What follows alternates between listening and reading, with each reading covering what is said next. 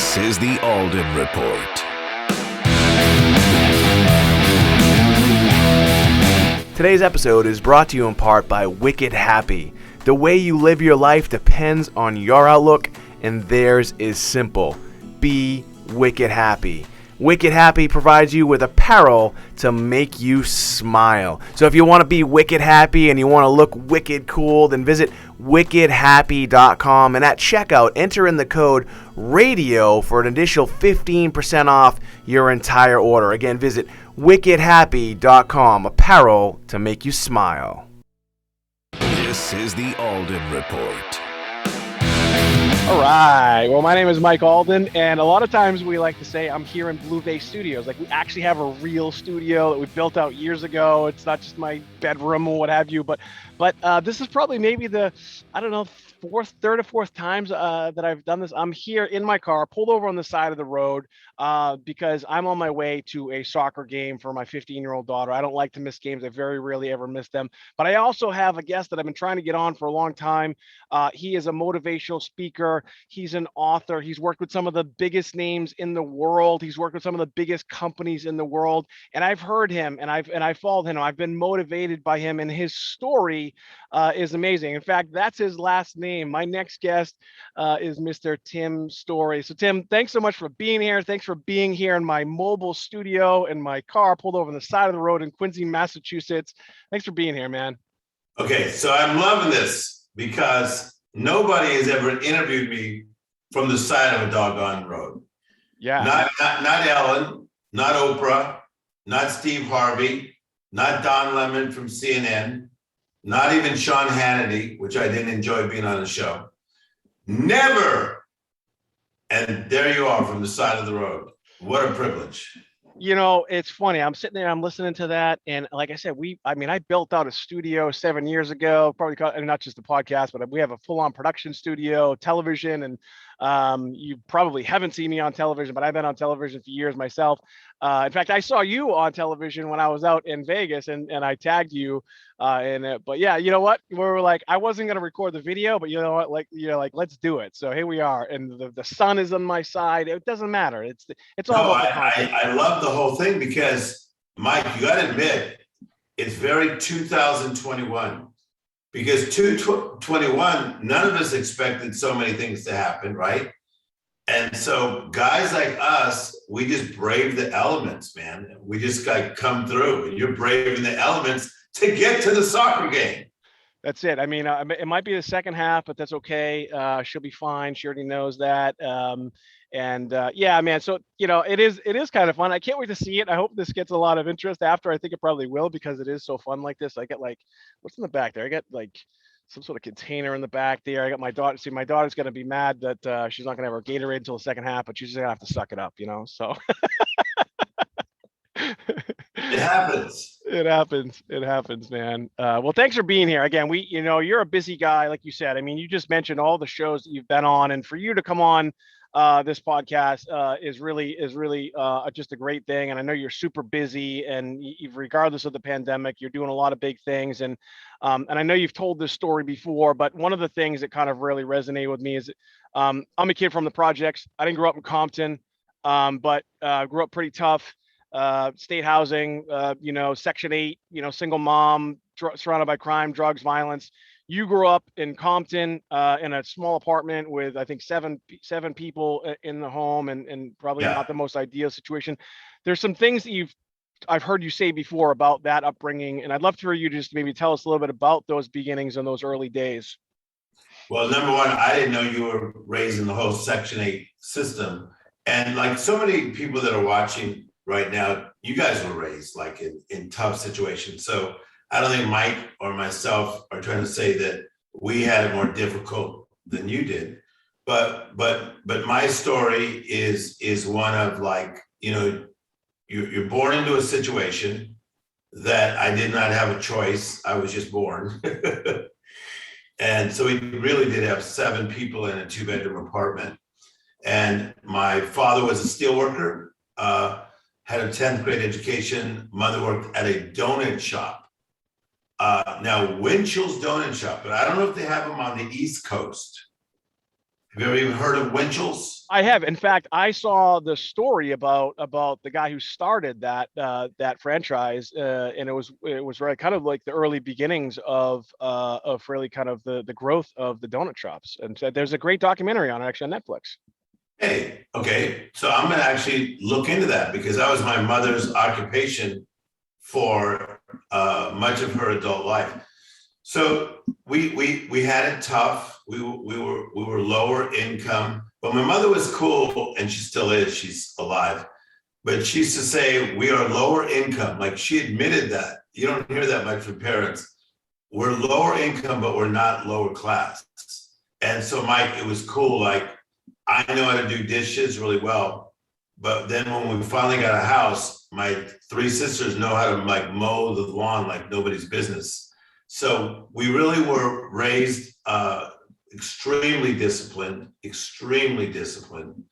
And so I think that discipline and that desire to get up and out made all of us pretty successful in the endeavors that life called us to do. So that was the beginning. Yeah. Yeah, and that's the story. I'm so glad you went there with that. And as someone like again myself who grew up tough, surrounded by crime, drugs, violence, most of the people that I grew up with are either dead or in jail, or addicted to something. And you hear this saying all the time, and I think maybe I'd love to hear your perspective on it. People talk about, they say the thing, don't forget where you came from. Never forget where you came from, right? And I've always been like that. I'm like, oh, I never forgot where I came from. But I think a lot of people growing up in situations like ours, not only do they not forget where they came from, but they stay there. And that's and talk a little bit about what you didn't do. Yeah, so I think that in my studies, I find that most people that do well, either they're running towards something like goal setting, a purpose, or they're running from something. I was more like running from something. I was running from, I didn't like the feeling of like having hand-me-down clothes. I didn't like the feeling of we can't afford it. And I didn't like the feeling of almost, like we almost have enough money. You can almost get Converse tennis shoes. You can get these other kind, they're not Converse. You can almost get Levi's, you're gonna get Levi's. Because as I got older, we started moving to neighborhoods that were not as challenging. Although Compton, we put out some good people, Dr. Dre, Kendrick Lamar, the Williams sisters, a lot of good things come out of my city. But I feel like for my life, Mike, I was running like from something. I just didn't like being stuck in what I called an almost life. Yeah, it's really interesting that you say that too, when you think about, the progression of life and the certain things where, they say by the grace of God go I, right? I'm a lawyer by trade, and it's like you're either a criminal, a cop, and those little moments in your life that can literally change the trajectory of your life. But you tell a great story, and I think I've been blessed with this as well. I've heard the story. We talked about you're 11 years old. You're in a school system where the teacher was white. You grew up primarily in an African American community, and he says to you what? He says to me, "Hey Timmy, Storey, can you stay after class? It's at the end of school that day." My sixth grade teacher, and he says, "I want to talk to you." And I'll never forget, Mike. Like the class goes like, "Ooh," like he's in trouble. So then I roll up to his desk and he says, "Hey, I have some books from my personal library and I want to see if you want to check one out." So I'm still trying to figure this out.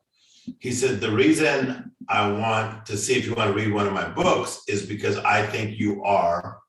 Now this was about to really affect my life because I didn't know what he was going to say. "I think you're a good dancer," because I did win the dance contest.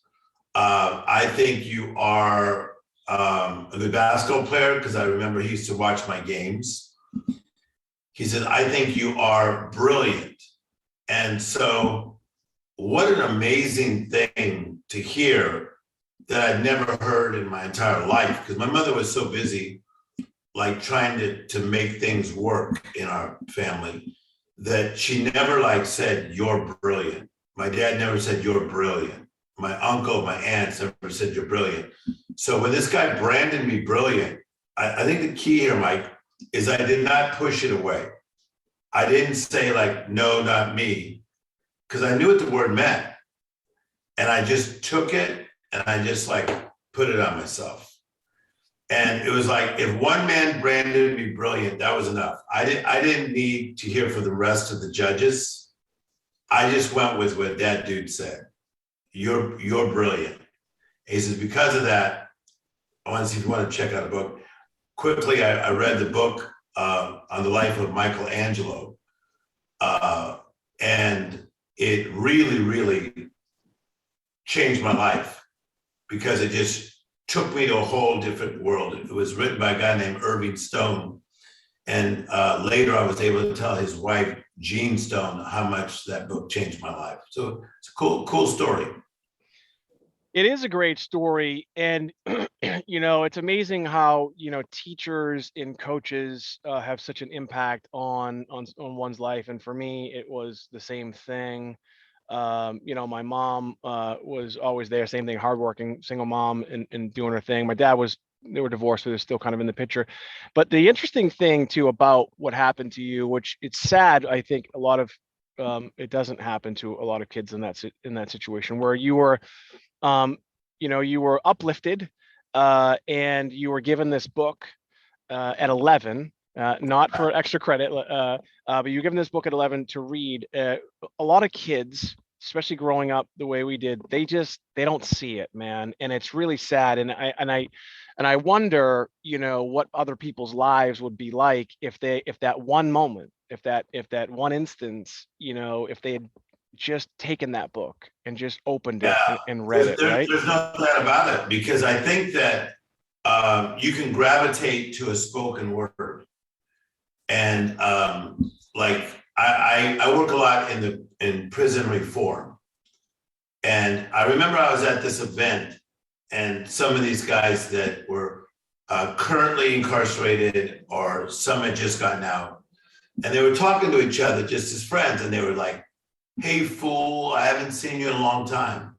Like, "Hey, fool, man, how's your brother doing? Hey, fool." And I thought to myself, man, that's like the way I was raised as a kid, that they threw around words like that they branded a guy a fool, like, "Hey, fool," but they were just doing it in jest and joking. But as you know, words are very powerful. So a fool is not good. A fool is somebody who knows better and keeps walking over the better that they know. So when that dude like branded me brilliant, he put me in the Jeff Bezos, he put me in the Malcolm Gladwell, he put me in the Richard Branson, and I went with it, Mike. I went with it, man. I went with the brand. Yeah, and it's such a beautiful thing that you did. And I think about, again, my life too, and those little moments, right, where you just it is that one instance or that one thing. And I'm, for those who are listening or watching right now, we are here in my mobile studio, my vehicle on the side of the road in Quincy, Massachusetts, with Tim Storey, all the way. I think you're in California, right? All the way across the country. Southern California. Still out there in California. He is one of the most prolific motivational speakers, life coach. He's an author. He's worked with some of the biggest names in the world. You heard him talk about earlier some of the shows that he's been on. He's been sat beside, Ellen and Oprah and all these others. And he's here with us in my mobile studio, again, on the side of the road in Quincy, Massachusetts. If you'd like some more information about Tim, you could just check out his website, which is timstorey.com. It's Tim, Storey. You can also check him out on Instagram at Tim Storey Official as well, or just Google him. He's out there. He's been doing some great things, and he continues to change people's lives. So again, if you'd like some more information, visit his website, timstorey.com. Today's episode is brought to you in part by Wicked Happy. The way you live your life depends on your outlook, and theirs is simple. Be wicked happy. Wicked Happy provides you with apparel to make you smile. So if you want to be wicked happy and you want to look wicked cool, then visit wickedhappy.com, and at checkout, enter in the code RADIO for an additional 15% off your entire order. Again, visit wickedhappy.com, apparel to make you smile. So, I've heard you talk about too, kind of the laddering up, so to speak, in life, where so many of us we're in this, instant, kind of pop a pill. I want this instant gratification world that we live in, and especially within the world of social media. Talk a little bit about the progression of life, as people, people want so much, but they want it so quickly. That's just not how life works, is it? Right. I mean, great setup. So number one, like, as laid back as I am now, I'll be this laid back tomorrow, and I'll be this laid back the next day. And like on the football field, though, very assertive. Basketball, very assertive. Baseball, I played the three main sports. I'm running a lot of businesses that are doing very well, but yet I'm this laid back because I believe this, Mike, that I don't have to chase things. I simply cooperate with what I believe heaven has said about me. Because, without getting into like too much of religion or spirituality, that's my background. My doctorate's in world religion. And I believe that you've been spoken over. And so if I've been spoken over, if my destiny has been spoken in the spirit world, I don't feel like I've got to like go chase. And so I feel like I need to cooperate. So I am simply cooperating with what I believe heaven spoke over Tim Storey. And so like, there's a lot of people that get around me in these conferences and things, and it's a privilege. And they'll say like, what are your secrets? Like, what are the three things? Or what is your daily regimen? And okay, so I'm extremely disciplined, and I do go after it strong, but I believe in something called the law of the harvest. I'll say this quickly. In order to get a harvest, you have to do these things. You got to plow the ground. So if you're working at Taco Bell, like plow the ground, work at Taco Bell, do well. Then you got to plant the right seed. Mike, this is where people miss it. They plant like terrible seeds and expect a great life. They have like a terrible attitude and expect like an amazing harvest. It's not going to happen. You plow, then you got to plant the right seed, then you got to water the seed, which is repetition, and then you're going to reap the harvest. So I believe that in anything you do, your physical body, staying in shape, your mindset, keeping clarity of mind, your relationships, if you're in a relationship with a man or a woman, you've got to plow, you've got to plant the right seed, okay, you got to water, which is repetition, and then you're going to reap the harvest. Yeah, that makes so much sense. I think about too when you talked about, if obviously watch some of your other podcasts and some of the things you've talked about before. When you talked about being working in a restaurant and kind of working your way up. And again, this is not about me, but I forged my birth certificate at 14 to get a job at Chuck E. Cheese, right? Yeah. And I learned that business and how to run. By the time I left, I was 17. I thought I was 18, and I was essentially running the kitchen there. But I learned so much about just just leveling up. And fast forward to my first book, which is titled Ask More, Get More. I didn't know who this guy was. A friend of mine said, "Hey, would you like Nolan Bushnell to take a look at your book?" I said, "Who's he?" He says, "I don't know. He's the founder of Atari and this other company called Chuck E. Cheese's." And so when you talk about that harvest, right? Isn't that a crazy story? He read the book and he was like, yeah, he endorsed the book and he came on the podcast. But that crop took 30 years to really kind of harvest, and that I think is the hardest part for people, right? Where we just want it so quickly, but it does take all those things you're saying, and probably and then some, and after you even harvest that crop, right? There's still things you need to do after. Yeah, well, no doubt, but number one, I think it's cool, Mike, that it's not cool that Mike was so illegal to forge his documents, but it's cool that he wanted a job so badly. He was willing to do something that he's never done before to get somewhere he's never been before. So Mike, look. Listen, man, you grew up poor. There's either two, and I've done them both. You're either stealing or you're doing whatever it takes to make that money, including collecting cans and all those things that we all do as poor kids. I'm a lawyer by trade, so it's been a long time. So we're outside of any sort of statute of limitations. But yeah, I mean, that's all. Those are the types of things I think too. Yeah, we're talking about legal stuff, but I think too, the other part about that harvest is a lot of people aren't willing to, like, tilling the soil is hard work. Right? It's hard work, and that's what we're missing it right now. And we can't blame it on one generation, because I see it anywhere from like a 10-year-old to a 70-year-old. And this whole idea of people being lazy. And so when a person is unwilling to do that hard work, to till the soil, to plow. But here's the key, Mike, you plant good seeds, man. You plant good seeds. Like, I respect you because I'm a dad. My kids are older now. But the fact that you're like on the side of the road with like a wicked happy shirt on, right? And on your way to see your daughter's game, soccer, is it? Soccer, yep. You're on your way because you care. So you're plowing, you're planting seed into your daughter's gonna see you roll up and like, there's my dad again. He showed up again.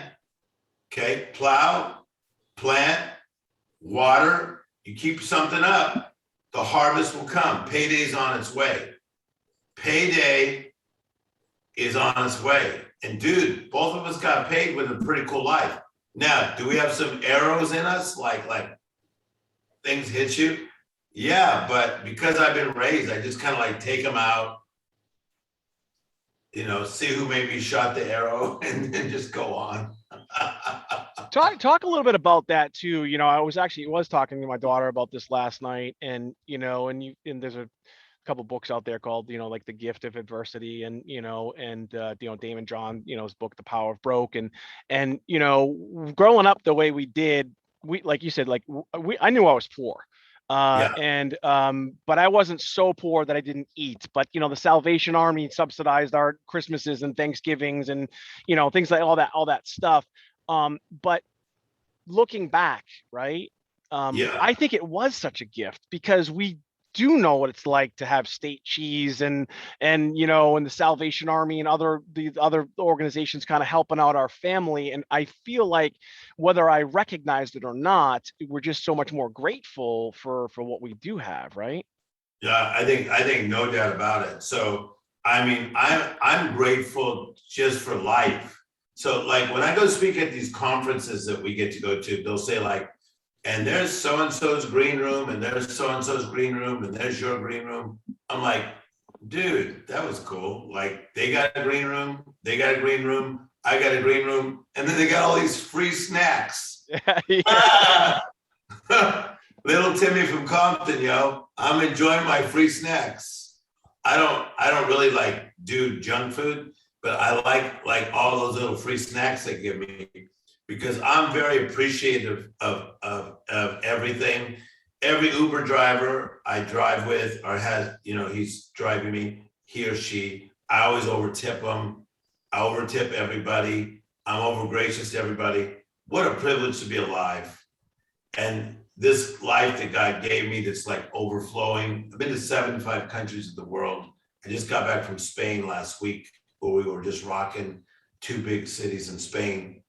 What a privilege. What a doggone privilege. Yeah. Yeah. And I think for me, it took some time to really truly appreciate the gift of life. And, your book, The Miracle Mentality, again, I was talking about this with my daughter literally last night. Talk about the importance of what we're putting in our brains and how we really can control our thoughts. I think that people hear it, it's somewhat, I think people believe it when they hear it, but I also think that one, they think it might be too hard and maybe it's even somewhat abstract or esoteric. But talk about what we're putting in our brains and how it truly does manifest itself. Yeah, so I wrote a book that came out in March that's doing extremely well, called The Miracle Mentality, as you said. And thank you, Harper Collins, for doing this book. Nick Childs, who teaches at Princeton University, for helping to edit the book. But the book is brilliant. It's not just good. And what I believe, it's like a blueprint for having the right mentality. And in the book, I talk about that there are different levels of living. There's the mundane, which is the regular, the natural. And then there's the messy, the disheveled, disorderly. Then there's another one. There's the madness, which is the chaotic. And so, like, I think a lot of people were living in the mundane and they thought that's bad enough. And then all of a sudden COVID came and we went into this pandemic, and I saw a lot of great people really get overly challenged by life, and some have not come back yet because messy hit them. And when you are in that messy and you're not used to staying in the messy, it can go to madness, where it's that chaotic. In the midst of the messy and the madness, it's hard to see the miracles. A miracle is the extra. It's the supernatural. It's the uncommon. So I'm loving what's going on with you right now, okay? Because there you are again. You're at by the side of the road, okay? You got an attorney background. You're a successful businessman. You got George Clooney looks, and yet you are still believing in this magical life. You're believing in this magical life still. In everything you've been through, the mundane, the messy, the madness, you still believe in the magic. And so I feel like a lot of people have misplaced their magical life. And this book is about how to realign with the magical, the extraordinary, the supernatural, the uncommon. Yes.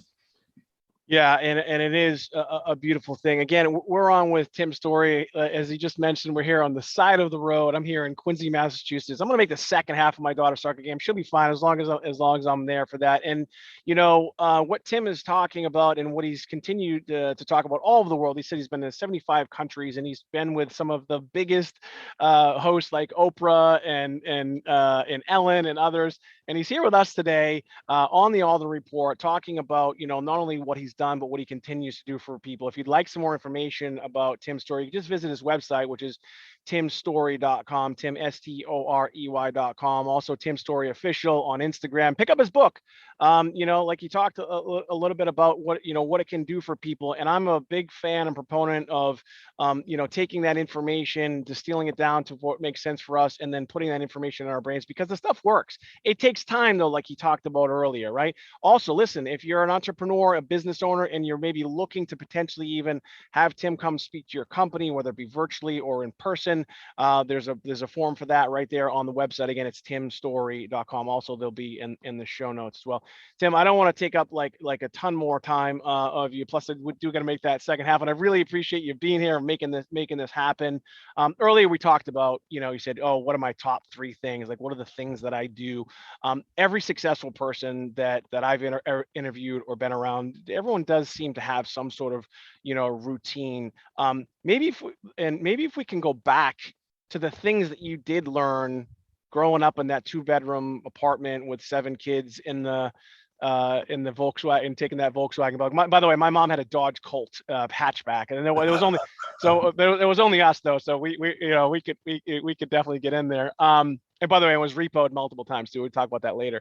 But going back, like some of the things that you learned then as that little boy growing up in that tough situation, and how you've taken those kind of lessons and implemented them into your real life. If there's something that you could share with that, I'd love to hear it.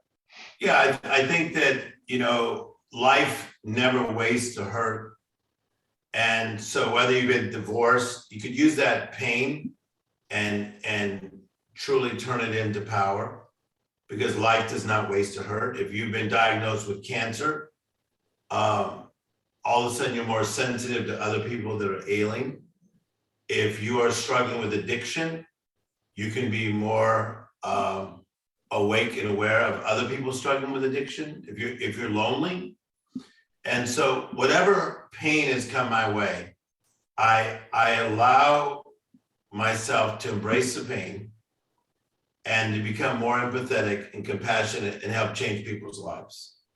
And so I think I would not be who I am in life if it wasn't for a lot of pain and a lot of challenges and a lot of struggles that has brought in a lot of like the lowering of the ego and the hiring of what's good for mankind. Because I get to live a crazy life, like in a good way, of who I influence, and there's no one who is life coaching as many celebrities as I do, but I'm just rolling in a Nike sweatshirt, talking to a guy on the side of the street.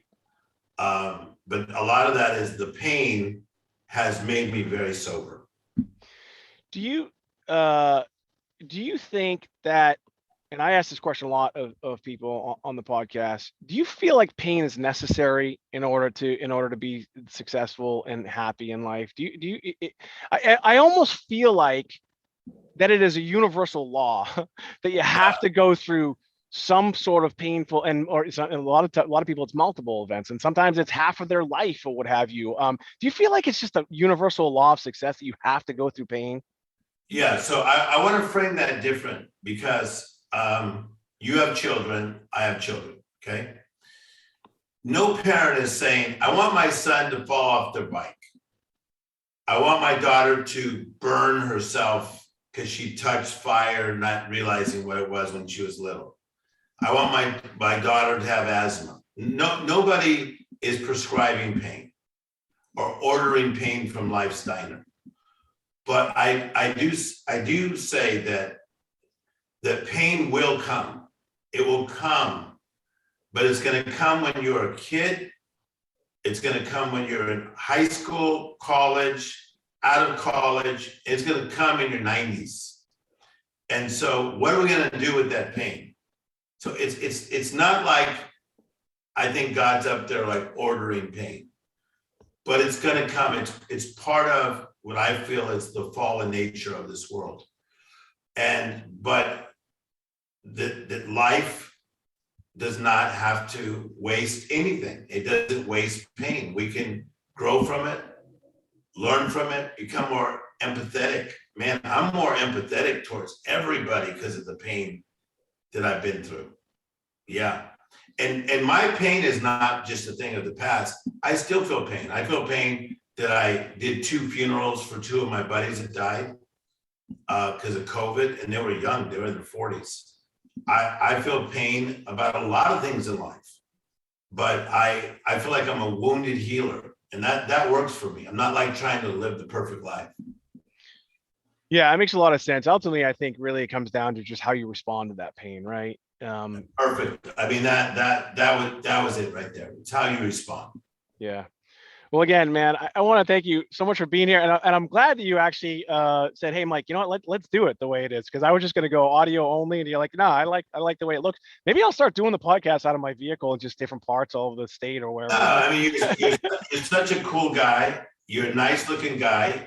You're rocking some kind of hat. I don't know where. Wicked. So this is Wicked Happy. So it's actually a brand I own called Wicked Happy. So yeah, we're from Boston. So yeah, Wicked Happy. Man, so like you and Marky Mark making things happen out of the Boston area. Yeah, we're trying. I'd love to get to his levels. And he's also got the what's it called? 45, I think it's called, the name of his gyms all over the country. So yeah, and Wahlburgers. Yeah, Wahlburgers, man. His story is just amazing. That whole story is crazy. So he's a couple years older than me too, and I just saw that kind of coming up, and it was pretty Maurice Starr and stuff. It's a really, really cool story. But again, man, I want to thank you so much for spending the time, for being here again, Yes. folks. We've been on with Tim Storey.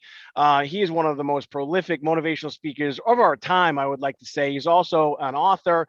He's worked with some of the biggest celebrities in the world. We didn't even get into that stuff, but I mean, you can just Google him. You can just see, I mean, he's worked with the biggest and the most recognized celebrities. And, not only that, but CEOs, government officials. He's spoken over in 75 countries. The guy continues to do stuff. He's done stuff, and he's continuing to change people's lives. If you'd like some more information about Tim Storey, you just go to timstorey.com. Definitely pick up his book. It's doing some great things, and I think it really can help you kind of change your perspective on your life and maybe even a loved one's life. So visit his website. It's timstorey.com, STOREY.com. Also, you can just check him out on Instagram, Tim Storey Official, and then just Google him. He's doing some great things, and he spent some time with us. And Tim, thank you so much for being here. This has been another edition of the Alden Report. My name is Mike Alden. That's Tim Storey. We're here on the side of the road in Quincy, Massachusetts, and we'll see you soon. Today's episode is brought to you in part by Wicked Happy. The way you live your life depends on your outlook, and theirs is simple. Be wicked happy. Wicked Happy provides you with apparel to make you smile. So if you want to be wicked happy and you want to look wicked cool, then visit wickedhappy.com, and at checkout, enter in the code RADIO for an additional 15% off your entire order. Again, visit wickedhappy.com, apparel to make you smile.